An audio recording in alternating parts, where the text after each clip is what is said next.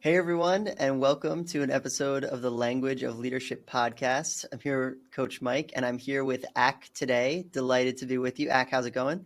I'm good. Thanks for having me, Mike. Yeah, for sure. I'm so excited to be able to share both your story and the work that you're doing with all of our students at Learning Leaders. So, Ak, you and I had the chance to meet each other just a few months ago, and it hmm was really just through this amazing project that you're working with, Slingshot, which I Yeah. know we're going to hear about later. But would love to just dive right in and for you to be able to share with our audience, who you are, where you're from, and what you're all about. Yeah, for sure. Thanks, Mike. Lovely to, I guess, virtually meet you all in some capacity. Happy to talk a little bit about myself and how I got to Slingshot. But my name is Akshat. I go by Ak. I currently live in Sunnyvale, California, and I am the founder and CEO of Slingshot. I grew up in India, so I'm an international student myself. I grew up in India. Was always interested in math, computational thinking, algorithmic thinking, and most of the stuff like you guys pick up, I picked up over the internet. YouTube hacking, attending online hackathons and such. Then I pursued my undergrad at Carnegie Mellon, which is a top AI ML school, and by virtue of that, I deep dived into algorithmic thinking, working with machine learning, and the who's who in search. Then I went on to work at Apple in their AI/ML division, where I worked on a close competitor to Google Search in some sense within Siri. And then I took a seat back from that and started to focus full time on Slingshot. And I think Slingshot, when I think about it, is really a culmination of both my expertise and interest in search and AI, but also my personal story. So like I told you guys, I grew up in India, and the place I grew up, I usually I had to. It was usually in the later part of the night where I had electricity, and that's so I used to stay up just all night on YouTube hacking and learning. So that's the kind of experiences I've had and seen have the opportunity to see the world on some kind of end to end spectrum.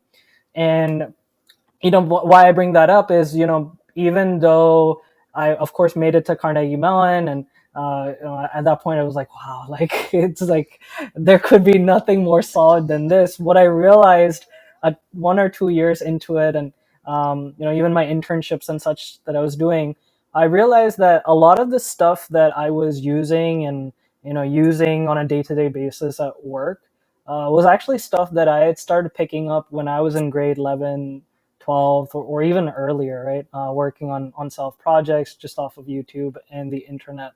And then even with my full-time job at Apple, of course, there was a need for me to know slightly more math, but still I would say, a lot of those skills of just taking the first step, hacking, having that curious mentality really all came just by pushing myself out there beyond school or college. And so, in the sense that what I realized was in this world where maybe in the past decade it was easy enough for Messi to pick up a soccer ball at 6 and get sponsored by Nike and Barcelona at 14.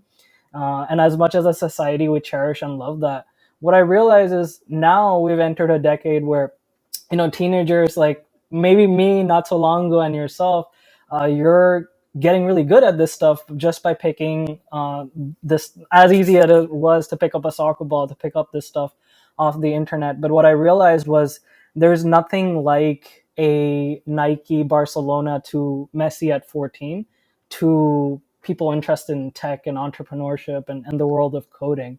And so that's really the spot that Slingshot fills in. As we famously say, we scout the future LeBrons of tech. Our intention is to identify, the next generation of web developers, machine learning scientists, when they're young. So, students like yourself, if you're interested in comp sci, coding, generally the world of tech, Slingshot is a great place to hang out. Then what we do is by knowing who you are and by identifying yourself, we put you directly in front of large tech companies that want to know of such talent and want to know who the next Elon Musk might be. So that's kind of what our platform and community enables. And out of Slingshot, we've had crazy stories of 15, 16-year olds making $50 an hour at Bay Area startups, just never before seen stuff. And if that really gets your goosebumps rising, I definitely invite you into our community to check it out. That's amazing. And it definitely is getting me fired up just hearing you talk about that and your journey.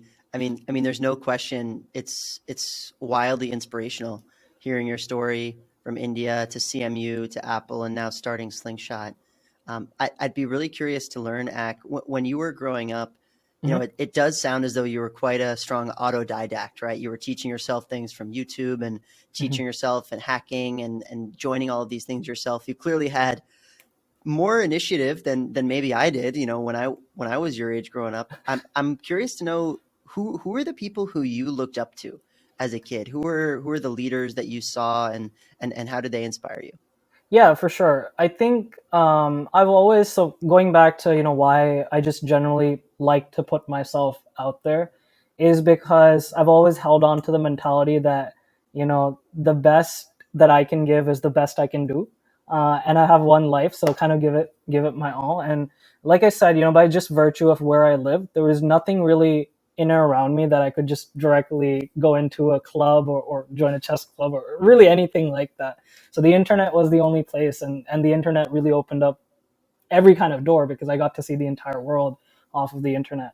But I think that mentality really came from, just superstars that I saw out there that might not have been even in the area of sports or tech. One person I really looked up to was Kobe Bryant. And to be honest, like as a kid who grew up in India, cricket was my favorite sport. So I mean, I didn't really like basketball that much either, but I think for any of you who know Kobe Bryant, and he tragically also passed away, I think 2 years ago. I was like very disheartened and absolutely broke. But he always had this mentality called the Mamba mentality of keep getting better each and every day, and just put your all into what you love doing. And he used to say such really inspirational stuff that if you can find what you love doing, I mean, you found your purpose in life and stuff, right? Like things like these, when I was able to hear such inspirational stuff at 15, 16, being like, where this guy was, what he became, just because he had this kind of mentality, really pushed me to think, it really doesn't matter what resources I have, or the place I live in, or whatever. It's maybe just following this mentality can get me things. And I think that has really been the journey so far. I wouldn't consider myself like a super smart guy. Heck, I mean, I've been meeting 12-year-olds who are like half my age, literally, who know more machine learning than I do. So I'm not sitting up here and saying, I'm the smartest one out there or anything like that. But I think a lot of what has come to me has just been through that, quote unquote, mama mentality of just putting yourself out there more. Also, I think I'm not really sure who said this. I feel a lot of good leaders have said this. But I actually don't believe in luck as much as I believe in math. And I understand luck through math in the sense of, it's, if you're able to put yourself out there more, just try out many different things, you increase your probability of being good at one of those things.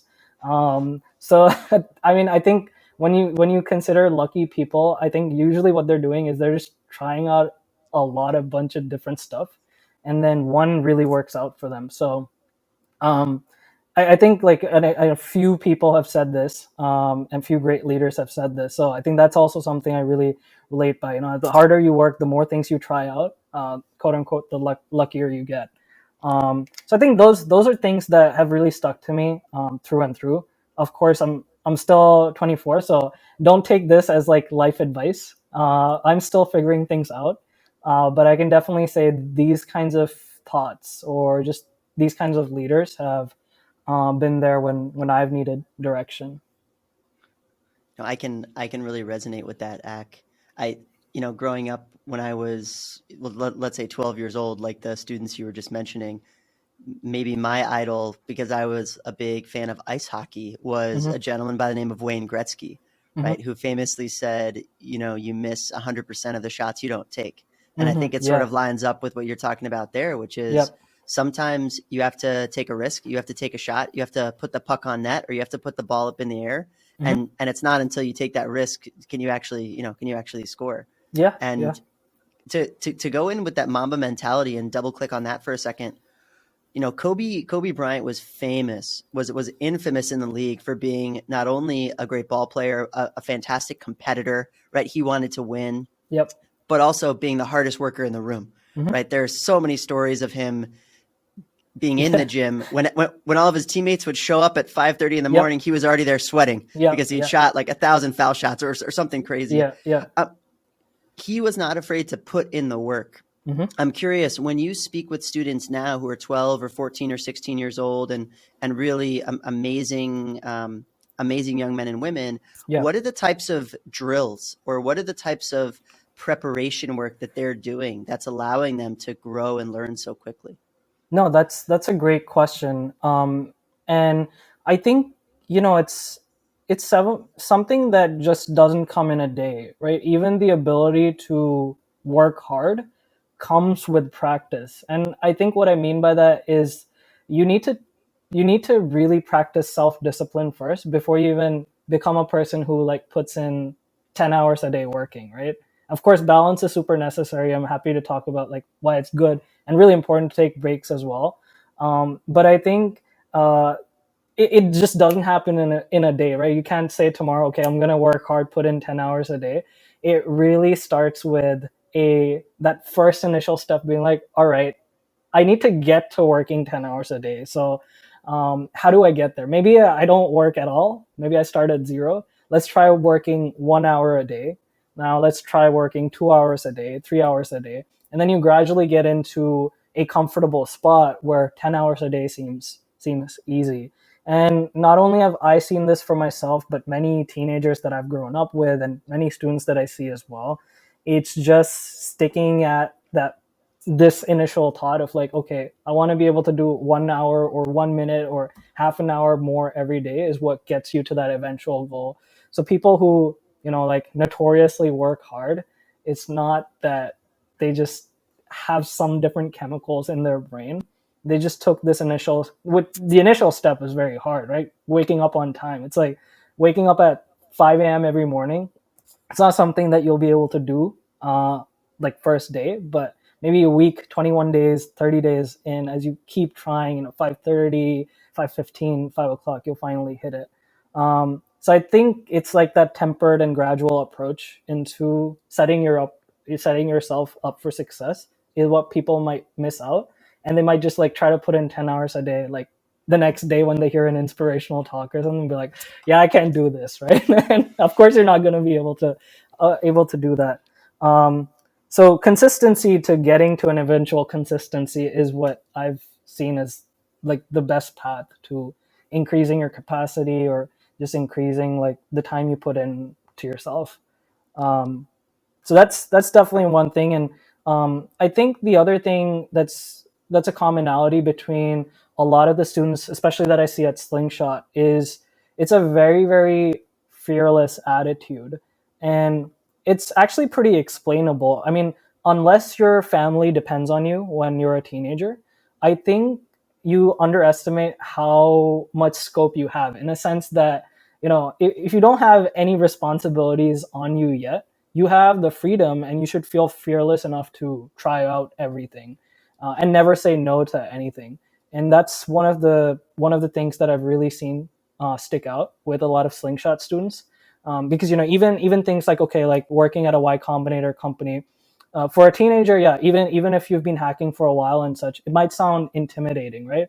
But it's that attitude, yeah, you know what, like I'll try it out. Like at worst, whatever, right? Like I have nothing to lose. You have literally nothing to lose being 15, 16, trying out a bunch of different stuff. So I would really uh, urge you guys to think about, if you're 15, 16, 17, like you really have not a lot to lose and you really can try out a bunch of things and just don't say no to anything on face value. Try it out and then try out the next thing. So I think I'm going to leave you guys with those two things, which I've seen. As hard as I think these two, starting off with these two things, are a good starting point for anything else. That's brilliant. And I think a big takeaway that I have from what you just shared, Ak, is it's not something you can just flip a switch and do, right? There's a meta game. There's a Yeah. preparation even before the preparation, Yeah. or there's the game before the game that you need to play. Yep. And based on my understanding, that's something that Slingshot really helps solve.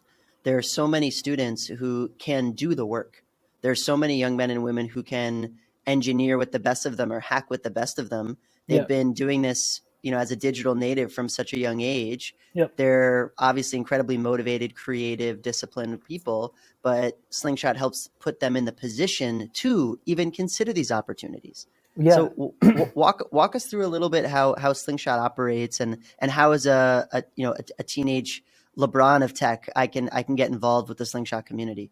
Yeah, 100%. Happy to share that. So, first of all, I think I wouldn't want the intention of Slingshot to come across wrong. Right? When we say we're scouting the next LeBron of tech, I don't intend for any teenager to be a LeBron of tech and feel like, oh, I'm probably not that good and I should not be part of Slingshot. I think it's just the goal that we're setting very differently, right? Until now, perhaps the goal of doing something was, okay, let's maybe get a new line on my resume for college, or just do XYZ. I think now the goal that we've set is like, there is no ceiling for achievement. If you have been born a digital native, as Mike brought up, right, and you've been learning and have been interested in CS, then Slingshot has provided you a platform to be at the same level of anybody else who has had any such access to tech or coding. So whether that be a college graduate or somebody 2 years into their college tech career after college, you have the right to stand shoulder to shoulder with them, and your age doesn't matter as long as you aspire to be interested and committed enough to the world of tech and coding. So that means, of course, we do look for highly motivated, students that are just super interested in tech. But it also means, if you're just trying out tech and you're inspired by the world of tech, we have our Discord community open to anybody. And within our Discord community, we support every kinds of, lukewarm training, weekly competitions and such, just to create more and more opportunity for anybody to be able to, pursue a $50 job even when they're 16, a nice paying tech job, right? So that's some context that I want to put forth. And when it comes to the actual platform, you can go to our website today, slingshotahead.com. You can see the kinds of students we've worked with. You can sign up today. It's a pretty self-explanatory way. You create your account. You're able to create your profile. You put in your resume. You put in the kinds of tech projects you've worked in the past. There's a short technical and behavioral assessment that, again, you can do online on our platform. Just kind of asking about who you are as a person, then checking a little bit of your technical/coding prowess. And then finally, kind of when you complete your profile and give the test, we index you into our database. So now you're kind of a Slingshot community member. And once that happens, all of the companies that work with us are able to find and search for you. So, say you've been developing websites for a while and want to take it to the next level. Slingshot is a place at 16, 17 where you can come on, create your profile and get discovered by, the biggest of the biggest companies and new tech companies out there before even you reach college. And it's a huge strategic advantage to you, in a sense, just like, being able to create a legit network of Bay Area tech individuals, or just of people around the world, but also leave with genuine skills. And the one thing we really pride ourselves on is that at Slingshot, you don't do internships, right? That's not the point of doing Slingshot. The point of Slingshot is to come on and work with other full-time employees who you can work with as actual coworkers, right? So, students and teenagers that we've placed at several companies through Slingshot, we made it very clear to the companies that these are not interns, and you should not treat them as interns. Treat them as any other coworkers. And that is really where that what really distinguishes us and makes us different is that we give you that we basically remove any kind of ceiling on it, right? Like you are out there, and while it might be extremely challenging, it's very, very rewarding because no other teenager on the planet is doing what you can do out of Slingshot. So that hopefully kind of gives you some context of what the community side of Slingshot is, like how you can use our platform for several opportunities, paid opportunities at tech companies. All of these are remote, so it doesn't matter where in the world you are, as long as you show strong passion and dedication towards tech. And there's a company interested in you, you can get a short part-time work, or an internship for your freshman college year before anybody else through Slingshot. Yeah, so hopefully that makes sense, but happy to answer any other questions. You can join our Discord and website. I'll put the link in somewhere, and you guys can ask all questions in our community. Yeah, absolutely. So what's the best way that we can find out more about your work and get in touch with Slingshot? Discord, website? Yeah. So I think our Discord is where the entire community exists. So you'll find a lot of other teenagers like yourself, and you can ask any kind of question.